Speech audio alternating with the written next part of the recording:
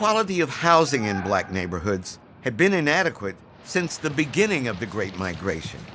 But by the 1960s, it had reached a state of crisis.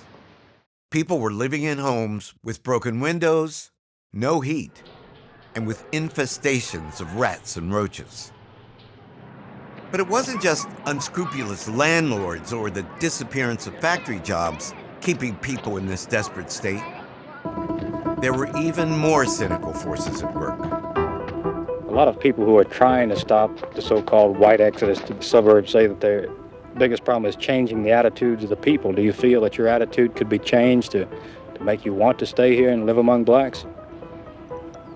Well, I don't know. I mean, I'm not prejudiced. I just as soon, live here as live anywhere else. But I don't want to be the only white family living here. You see what I mean? One of the greatest migrations of the 20th century was the migration of whites from central cities to surrounding suburbs. This was a migration made possible by massive federal subsidies. The process was totally closed, or almost totally closed, to blacks. It was the federal government that was actually promoting racial segregation in housing through what they called redlining. The government did not like seeing black and white people living together.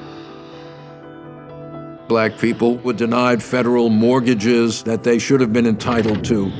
So redlining helps to create an urban landscape that is rigidly segregated. It becomes this sort of vicious cycle where most black transplants to the north were stuck living in cities at a time when the tax base was declining and the cities lacked the money to ensure that housing was decent and that the streets were safe. Not only were racist government policies making it hard for black people to live outside the city, they were also making it hard for them to live in the city. In an effort to address urban decay, many cities began massive construction projects, razing old buildings, ostensibly to clear the way for new development. This was known euphemistically as urban renewal. Urban renewal may have had a positive intention. We're going to tear down the slums, and in some cases it did tear down slum housing.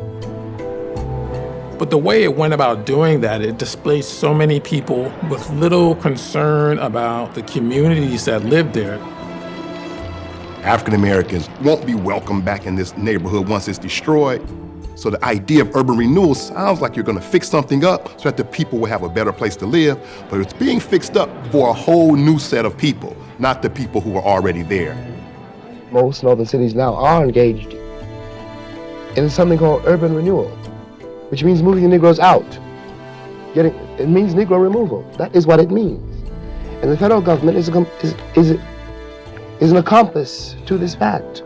Many urban renewal projects destroyed traditional black communities. Particularly hard hit was Detroit's Black Bottom. In the Lower East Side of the city of Detroit was a neighborhood known as Black Bottom. It was the primary residential neighborhood for African Americans all during the Great Migration.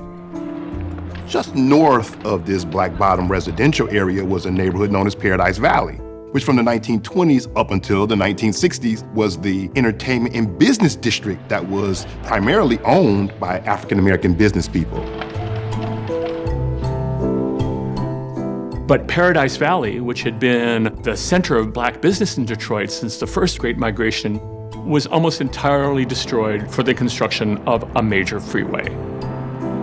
Urban renewal gutted the capital of a whole generation of fragile but important black-owned businesses.